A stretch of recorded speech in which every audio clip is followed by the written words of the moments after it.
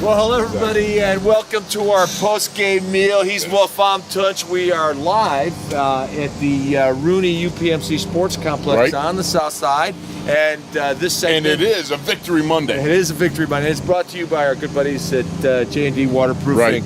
Wolf, your first thoughts? First thoughts are, you look at this game yesterday in Cleveland, and everybody might have thought, well, you're going to walk in and clean house. Right. Well, it was one of those scrappy, hard-fought-for victories that came down to a number of things. Number one that jumped out at me was way too many penalties. Right. Yeah. 12 penalties, 144 yards. Gadzooks to the Browns, 4 penalty flags. I'm telling you what, they're going to have to reduce the penalties. I think, Wolf, a big part of that is the offense looked out of sync. Yeah. I mean, it just looked out of sync. And back in the day, the offense would play a lot in preseason. Well, we're not getting that. We are so worried about injuries. Now, it's a good thing that, let's say the Steelers had maybe a subpar opponent in the Cleveland Browns, although they played very well.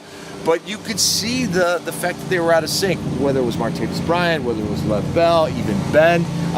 The only guy that showed up in a major way, as he does every day, is AB. And the reason that is because Antonio Brown takes every practice, every play, every game like it's his last. Chalucci was there every single practice but one where his son was born in camp. That's the only practice he missed. Yeah.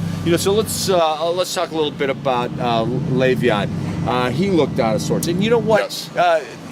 The year that he was suspended for the first 3 games and he missed that playing time, he was still in camp. Right. So he got the camp time. Right. And so, look, it's going to be okay. Don't worry.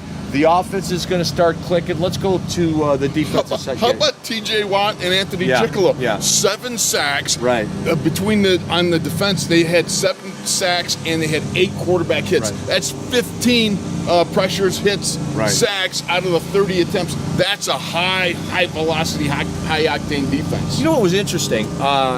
You love to see. I mean, we talked about T.J. Watt and how early in camp he looked a bit raw. He is working on some really nice pass rush. Did you see that outside swat to an uppercut? And he is getting Joe Thomas saw it. Chickolo as well. Interesting thing.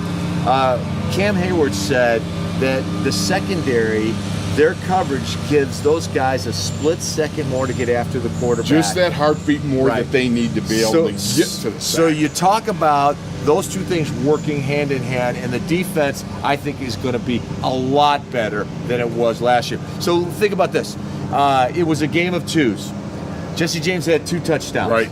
Anthony Chickolo had 2 sacks and a touchdown. And T.J. Watt had 2 sacks and an interception. Yes. So out of those 3 guys, who are you giving a game ball to? Joe Hayden, because they did. Joe Hayden, you all knew. They gave Joe Hayden a game ball because it's the first time in his career that he won opening day. Yes. Oh, in 8 years. Next week. Poor guy. Poor guy. And it was on his old home field, which was kind of cool. Gotta love it. Yeah, yes. It's kind of cool. Well, that's all we have time for in our post-game meal. He's Wolf. I'm Tunch. See you next time.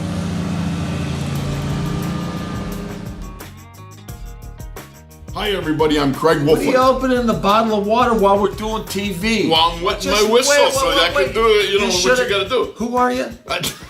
Who are you is the question. I'm Tunch Shilkin, and this segment is brought to you by the good people at J&D Waterproofing. Call 1-800-VERY-DRY, 1-800-837-9379. I just realized it. Okay. Show it to us. Yes. Yeah. Why read it? Why read it? So it is waterproofing, and that's why Wolf's about to open the bottle of water and show you how waterproof he is. Yes, exactly.